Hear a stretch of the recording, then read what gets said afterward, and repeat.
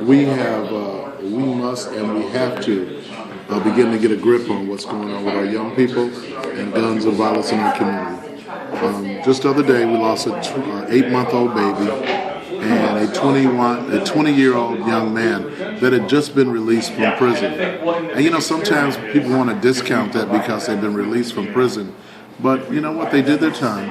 And they're out. He was working a job. He's working a job, trying to get his act together. And this 8-month-old baby did not deserve to die. What would make a person want to shoot an 8-month-old baby? It just is beyond. What in your mind goes on? And this is not our first baby. Matter of fact, the mother of the baby that got killed on Laurie and Penn Avenue was at the vigil. She said she came specifically because she understands the pain of a mother losing a baby. And so, our community, let's think about what we must do, what we have to do. There's many things that we can do to make a solution. If we can build stadiums and build bridges, we can surely build our community back. There's no doubt about that. I will take my last breath on the investments that we put into certain public entities. If we put into our neighborhoods and communities, we would see a difference. We've got to bring our families back. We've got to help our parents out. We've got to do something about jobs and housing. We've got to do something to make a difference and make a change. And speaking of making a difference and making a change, we got a young lady here.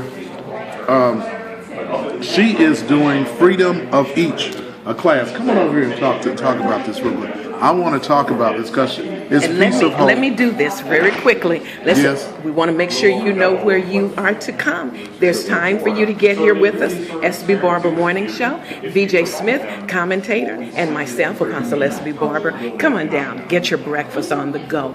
And you know what? You may learn something, but you may have something to offer too. It doesn't get any better than this. Free publicity? Oh, come on. But we want to know what you're thinking. We're in the midst of a critical time right now. And it is our election coming up in November. But guess what? We have to live day to day. And there's some serious things that we must deal with right now. And we've got some solution makers. So here we go. VJ, back to you, VJ. Well, you know, we've got a young lady here that she's been working for a long time. I remember meeting with her many years ago. Now, I ain't talking about like 50, nothing like that, but many years ago when she first started, she says, I've got some ideas. I want to take people to go see their loved ones that are incarcerated. It started out simply with working with New Salem Church and getting a van and going to pick people up. But now she's got her degree. Now she's graduated. Now she's got so much education that she is doing a class called Freedom of Each, a 2-day course on constitutional law and civil rights. What made you start this class, and why are you doing this for the community? Why don't you go ahead and greet everyone, too? Thank you. Hello, everyone. I'm Sharon Brooks, and I am the founder of Peace of Hope, and I'm an expert advocate for families of the incarcerated. I'm looking forward to meeting you and hoping that you do attend my Freedom of Each class. And may I say, as a queen to a queen, these colors are popping. I'm telling you, she's ready. Ladies, you can take some notes here. Wait, see her colors too now. Her colors are popping too. Come on now, Diva. Look, they're both of the divas together. I'm going to show it to you. There you go. All right. Thank you so much. What I've learned along with being educated is the experience that we all share in this walk of life. It's probably the best education possible. But attending Metro State University and majoring in becoming a professional advocate for families of the incarcerated, I took a lot of constitutional law classes with Professor Matthew Filner, who was absolutely fantastic. And what I learned enhanced what I already knew about the Constitution. The Supreme Court makes a lot of laws based on the Constitution that have been done over the past 100, 200 years. And what I find is that if we apply those laws to today's problems in our community, that we will be one step ahead of the game. We don't have to repeat what's already been done for us. So I teach this in a 2-day crash course called Freedom of Each to our community. Everyone is welcome. It's on Wednesday and Thursday from 10 to noon. There are 7 different cases that we discuss in 2 days. cases that have already been decided, things that we're fighting for now have already been decided. And I believe we just don't know. So my job, I feel my mission at this point is to inform us that these things have already been done. And I'm glad you said it that way, because most people don't understand that while they are rallying, protesting, I'm not saying everyone, Sure. but so many don't understand that decisions have already been made. You go down to City Hall, look at the plans. Most people don't know that they can do that. There are Right. plans that have already been made, sealed, the deal already signed. Absolutely. It's inevitable. But if we know our rights and know what's available to Yes. us, then we can get ahead of it. But we're talking maybe 10 years to 20 years ahead. Plans that are already activated right now Right. were signed off on anywhere from 5, 10, 20 years ago. 50, 100. Help us, help our people. So I'm loving what you're doing. I'm loving what you're doing. Thank you so much, sis. Thank you so much. And that includes the civil rights as well. Dr. King, everybody knows Dr. King fought hard for us to have the right to be included, to vote. And so the 14th Amendment was added to include us as being natural born citizens here and having all the rights to the Constitution apply to us. And as I mentioned, there are so many cases that have been tried where black people in general were the victors. We won. And so to refight those fights is unnecessary. And I see it happening, and I'm sitting here with the knowledge inside of me, and it's only doing me good. And I don't like that. I want to be able to do good to the masses. So that's why I teach this class. I'm really grateful to Emerge Career and Technology Center, where Mike Wynn is the president and CEO, for giving me the opportunity and the space to serve the community in this capacity. Powerful. And again, congratulations Thank you. on your degree. All right. VJ, as it relates to going in to deal with the incarceration aspect, that is a profitable pipeline. Absolutely. If we could get people to understand that what we really want to accomplish is to, how do I say, stop the profitability of it. Bring an awareness internally in the penal system that people would understand folks are making money on your back. Absolutely. Generationally, not just on your back. They're already thinking if you are a repeat offender, they already have assumed and have already thought through the process, we'll need to buy another prison facility because the generational repeating here, repetition here, that's going to give us another, let's say, 2 more generations of beds being filled. Inmates. What kind of craziness is this? Well, number one, you have to think about this. And as Sharon was talking about, we have to be able to understand the system is not designed to help us figure this out. It's designed to keep the profitabilities working. When they started making institutions privatized where you invest and you get your profit back, that's when we knew. Not only did they invest in the music, they invested in the clothing, they invested in the lifestyles, they made sure there's plenty of dope, and they made sure there's plenty of guns. So that is all in the direct plan to increase the number of incarcerated males, especially African American males in our community. When you take the king out of the community, you leave the queen struggling. And as you know, you look around. You walk up and down Broadway and Lake Street. How many young girls do you see with those cradles, those strollers, by themselves? Very, very rarely do you see a brother pushing a stroller because he's pushing something in a facility. He is doing something. He's locked down. And so in order to know your constitutional law and your civil rights, that's important because when you know your history, you're not going to repeat it. And what she was saying, we're repeating the same thing over and over when you don't have to. It's already designed for us to be successful.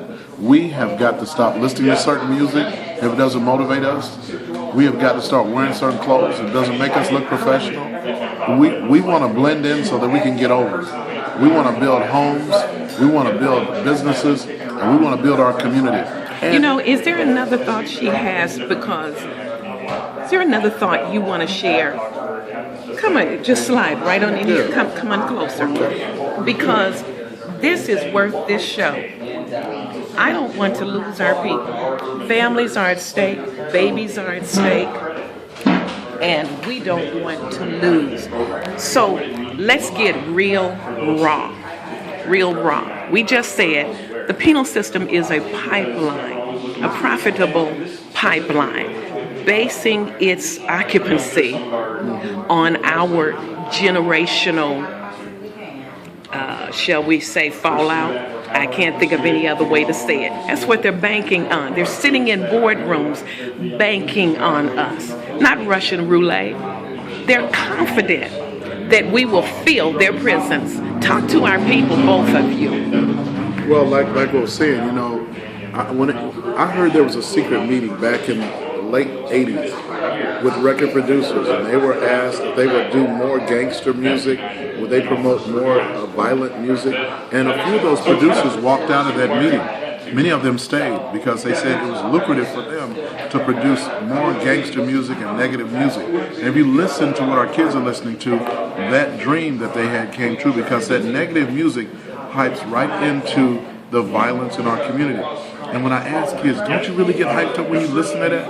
And many of them that are incarcerated now say, yeah, that's what I did. I put that in my earphone, I got my pistol, I locked it in, and I said, kill a nigga, kill a nigga, kill a nigga. And that's what I did. And so before they used to tell you, no, I just like the beat, I don't listen to the words. Now they will tell you, not only do I like the beat, I like the words and I live by those words. Yeah, that's powerful, and I'm glad that we have you, VJ, with Mad Dads, dealing with that mentality, reversing that mentality, getting rid of that mentality.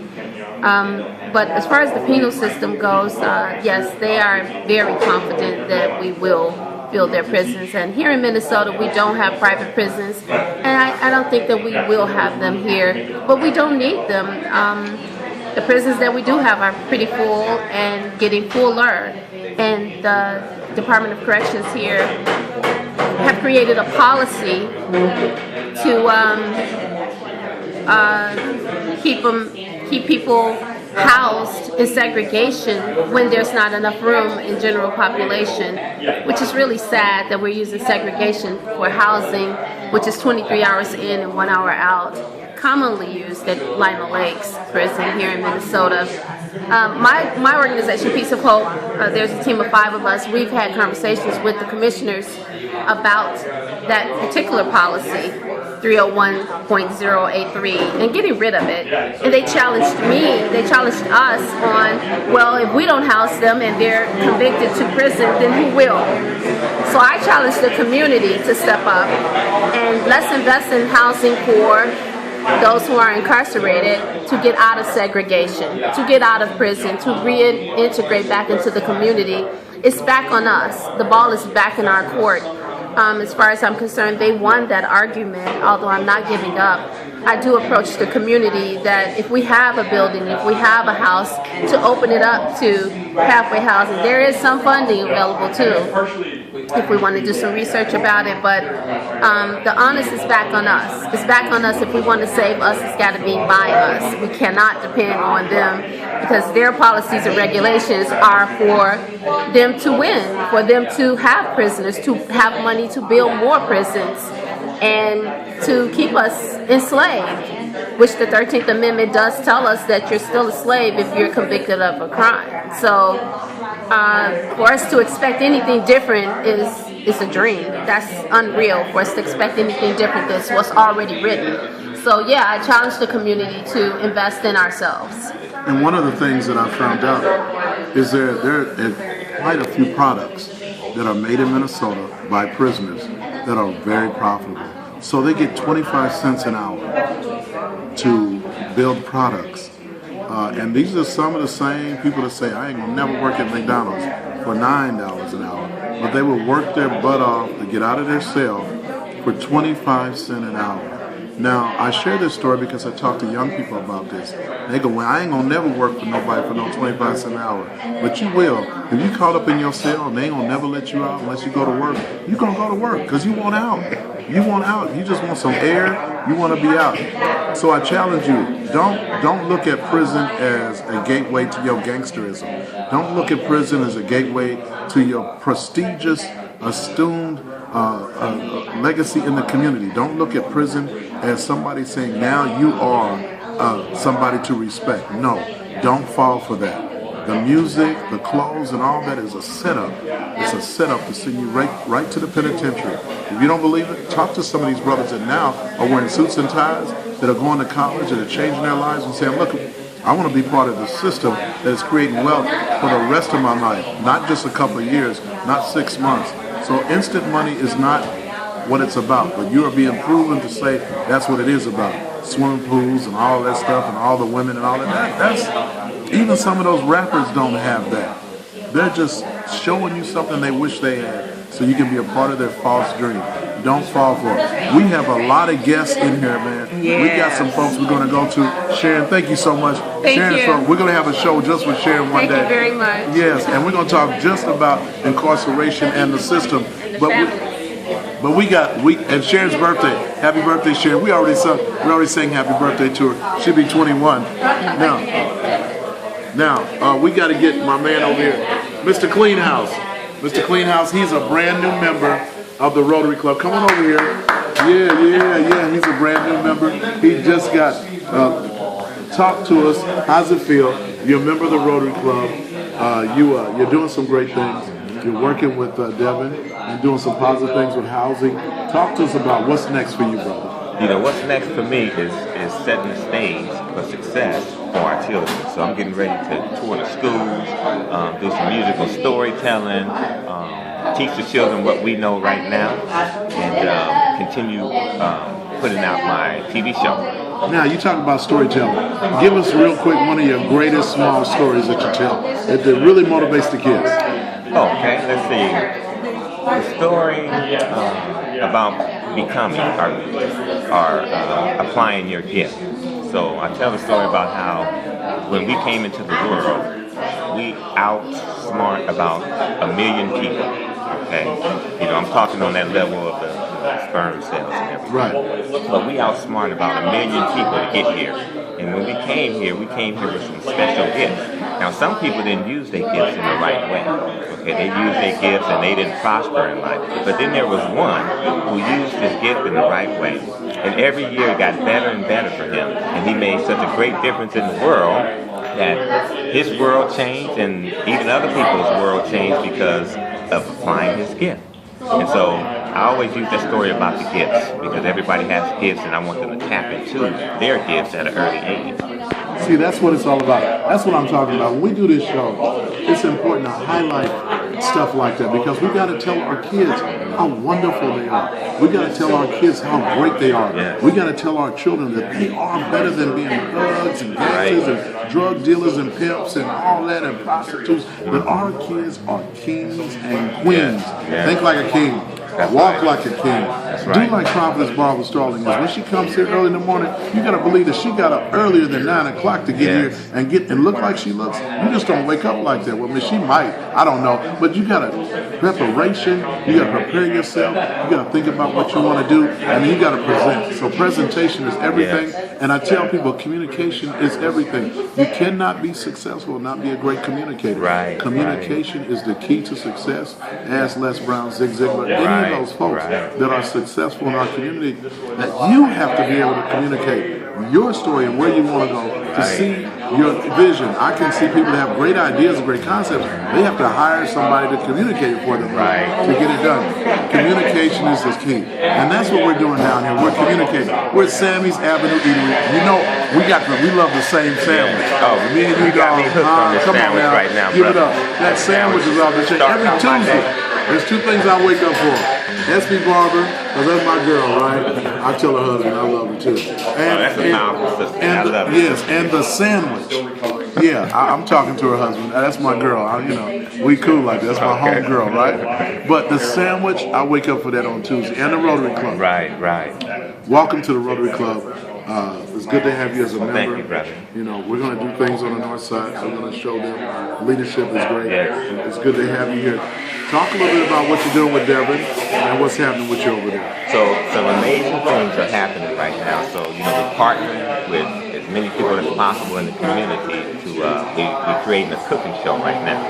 And so this cooking show, we want to influence healthy eating.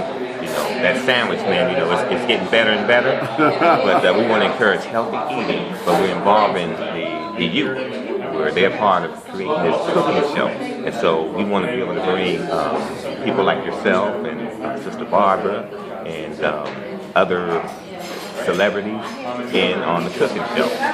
So that gives us an opportunity to teach on the cooking show, to show a family arrangement, because that's what's missing right now, that family arrangement. And so, we're just creating the necessary programs that's going to make a difference in the community. Okay, and that's just one of them. Of course, we're doing the fitness and nutrition. We got the business entrepreneurship program going. So we're just doing a lot of great things that, we're not really creating anything new. We're just partnering up with the right people to combine the resources and the energy to make things happen. There's new housing coming up. There's going to be some great new housing coming up. Talk about what's going to happen right across the street. We're going to also and we're going to have Gloria come over in a minute and talk about the Peace Bench coming on the 20th. We're going to celebrate that. Right. Talk about the new housing that's coming up right across the street. Right across the street. So it's going to be bigger and better. Devin is amazing, man. He's like a visionary. And so we're moving from 45 units to, I believe, about 300 units. It's going to be set up for 3 bedrooms. So Larger families. Exactly, larger families. Absolutely. So we're creating a stage right now with the families that we have right now. But next year, it's going to be even better. So that means more opportunity, more responsibility within that community. And so we just preparing for that right now. So how do people get on board already? I mean, when it comes to our counterparts who are our white business professionals or architects, developers, they start leasing a year out before the ground is even broken. So when the Commons announced, at that point they pretty much sold with full capacity. Really, that's just how y'all got it going on. So what can you say to those that are saying, wow, I want to stay in my community, this sounds great. How do I get an application to find out if I qualify for housing there? And if so, I don't want to wait until that makes a lot of you sense. have the opening and everything is full capacity. They need to contact Building Blocks right now and get their name on that list. Show that they're interested in the new building that's coming across. So that's the best advice I can give, because the waiting list is already long.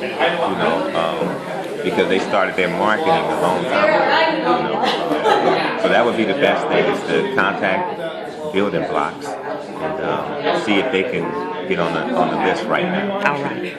Don't go away. We want you to stay around for a moment because we're going to take a photo after the show. Okay. We're going to do that photo. Now, we got all the divas in the house now. Hey, Gloria's in the house, y'all. Sharon was her birthday, and now we got Gloria. She's the super diva along with all the rest of the super divas. Gloria, let's talk about on the 20th. Big day for us. And we're on the Peace and Conflict with the Rotary. On the 20th, we're going to do what? On the 20th, we have the Peace Bench dedication at Golden Valley and Penn. What is that? Commons at Penn? Yes. Golden Valley and Penn. Yeah. That's going to be an exciting afternoon. 4 p.m. Come join us. We're going to gather out there. We're going to have us some apple cider, some healthy snacks. We're going to get with the community, and we're going to dedicate the Peace Bench to beautify our area, dedicate just a sense of community, gathering, loving on one another on a cold and fall afternoon, just to say we're more than the violence in our community. We're more than what the media say we are, that we are community. We do know how to love each other. We do know how to have peace, and we want more for our children. So that's what we're all about. We're about service. We're about community. We're about gathering and making it a better place and a safer place for our children to grow, learn, and live. So join us again on October the 20th. At 4 p.m., Golden Valley and Penn Avenue. You know, we've been doing a lot of work around peace and conflict, and one of the things that we've noticed is that some people have been getting in all the videos and all the pictures, and we, you know how Puff Daddy, they always talk about him? Well, that's how we talk about Gloria. She's in all the videos. But how did it feel, though? It felt really great to give the pledge to so many people and have people take that peace pledge. How did that feel? It feels good. It excites me, it invigorates me, and it doesn't matter what community I'm in. It doesn't matter who I'm giving the pledge to. Everyone has the same sense of camaraderie, community when they're taking that pledge. Sometimes it's a little bit emotional depending on who it is, because some people really feel that when they take that pledge, because it means a lot to them, because everybody wants to live in peace and a safe environment. I think it's just maybe a tiny few that have a different agenda, but the majority is about peace and community. Well, you've heard it from Gloria. The Rotary Club meets every Tuesday at 7:30 right at Emerge. And so come on over there and join us every Tuesday at 7:30. Because, me and Gloria be trying to wake up, man, and get there on time. We want y'all there on time. We're getting ready to roam. We got some people that we're going to talk to. Gloria, I'm going to squeeze by you. We got some folks that we're going to talk to over here because that's what Sammy's is all about. It's all about getting out in the community, connecting up with people in the community. And so we try to surprise them. That's how we do it. We try to surprise them. I'm SB Barber, this is SB Barber Morning Show. I am so excited to be here. Here we go. We're going right over here. I told him I was coming, and I told him I was going to get him on the radio show. So he's talking, he's meeting, but I want y'all to know this brother's a good man. Tell us your name and who you work for, sir. My name's John Lundberg. I work for Urban Homeworks in the north side here. Urban Homeworks is an amazing thing. Tell me a little bit about how did that get started? Urban Homeworks started 21 years ago, addressing the needs of housing for families in our city. Buying up boarded, dilapidated old buildings, rehabbing them with local contractors, volunteers, and training programs, local training programs. And getting our families from our community, providing dignified, equitable housing for families in the city. My son stayed in one of your houses, so nice. Right around the corner here. Okay. Now, a lot of these landlords are slumlords. How do we get more of the kind of work that you're doing and less of that in a community like this? It's power dynamic. One of them. There's historical power dynamics in play that we are trying to upend. One of those things, one of the ways that we're doing it is through home ownership. We have a home ownership program too that is destroying historical inequities in the city. You can't go back too far and see that housing was only available to a certain demographic of person for a very long time, and so the ownership has largely remained with certain demographics, mostly white. And so we're trying to upend that by providing power to our neighbors through home ownership. But also our next venture is into looking at what it's going to take to put our slumlords out of business. As the market increases, a lot of them want to leave and don't like owning these properties. We do. This is our neighborhood. We love our families. We love our neighbors. What's it going to take to get some help from the city, from the county, from the state, from faith institutions over north and over south to buy up these portfolios owned by these landlords that don't like them, don't take care of them, treat people horribly, and rehab them for the sake of our neighbors. Do you think that the UD is a good thing or a bad thing? That's an unlawful detainer for everybody that's listening. I think it's overused. I think just like anything in society, right? That it can be used for good, it can be used for bad. I think it's an indicator of, it can be an indicator of trouble in the past, but also who wants to be judged by a sheet of paper? Absolutely. Right? And so we always make sure that we investigate the story because of how frivolent people can be in using the UD, in using things to define people when, listen, we have all made mistakes. We are all criminals. We've all done horrible things. Some of us just haven't gotten caught yet. Absolutely, and I agree with that. Now, you got guests here with you, so they're not going to get excluded from the show. So tell us your name. My name's Greg Meelan. Now, Greg, what do you do? I teach at United Seminary in New Brighton. So you teach, you're a teacher. And what do you teach? I run some programs. I run the internship program. I'm teaching a class in personal spiritual formation and run a few other programs up there. That's great, man. We're glad to have you here. We're so glad to have you. We're going to talk to this young lady over here. How you doing, man? I know you thought you got away with it, but now we got you. Your name? Joelle Anderson. And Joelle, what do you do? I'm the Associate Director of Admissions at United Theological Seminary of the Twin Cities. Well, that is great. That means you're trying to get more people in there. And what is your percentage of students of color at the school right now? We have 25% of students of color at United right now, which is the largest in the state of Minnesota. Wow, that is great. So you mean you have more students of color than MCTC? As far as seminaries go in the state, so the seminary master's programs in the state, so I don't know if that would. Oh, seminaries. Okay, that's Yep, different. That's a different. community Yep. college. Yep. That's seminary Yep. school. Yep. So we have one right on Chicago. I don't know the name of that school, but Okay. you're doing 20. What is it now? 25%. That is great. That is wonderful. How'd you get started in this? I got started in this. I was just hired in May because I was looking for a job. I just felt that the call to pastoral ministry wasn't really for me after working in some different positions at churches. And I decided, you know what, this isn't for me, so what else can I do with my skill set and my passion to have others have the experience of seminary that I had with the deconstruction of theology, then the building back up with just a more broader sense of understanding of the world. And so I wanted to go to United specifically because I knew it was a Christian institution that didn't have theological blinders on. It was an institution that wanted to teach theology, an array of theology in a historical context, and just tell the students this is what history has said of theology from a multitude of cultural perspectives, not just a white perspective, but from a Latino perspective, a black perspective, a marginal perspective, LGBTQT perspective, and say this is what happened, and this is where we are now, and how do we move forward. So I just really That is amazing. You know, we're going right over here. We're going to bust in. See, this is what we do. We bust in on stuff. You know, we bust in. We bust right in. This is Arnetta. Now, this is Arnetta, SB Barber Morning Show.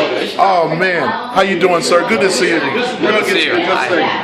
Arnetta, I know you're doing some great things, man. You know, let me just tell you, Arnetta is one of the hardest working people in Shiloh Temple International Ministry. She works so hard. I'm so proud of you. What's going on? What's the latest today? Be